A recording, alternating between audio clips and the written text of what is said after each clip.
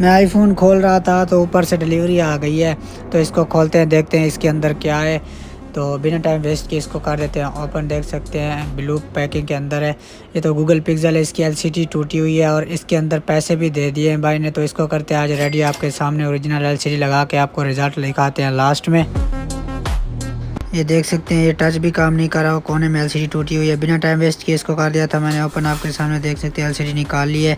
नई एलसीडी मंगवा ली थी मैंने डिलीवरी वाले से, डिलीवरी वाला लेके आ गया है। एलसीडी आपको दिखाता हूँ, ओरिजिनल एलसीडी मंगवाई है। अगर आपका भी कोई iPhone, Android, Oppo, Vivo, Huawei, Google pixel, flip fold कोई भी मॉडल है, हमसे रब्ता करें बेफिक्र होकर, टेंशन फ्री सर्विस है हमारी। ये देख सकते हैं एलसीडी फिक्स कर दी है मैंने, ज़बरदस्त रिजल्ट है, बिल्कुल ओरिजिनल कंडीशन में। ये फिक्स करके इसको करूँगा डिलीवर बैक, देख सकते हैं बिल्कुल ओके हो गया है।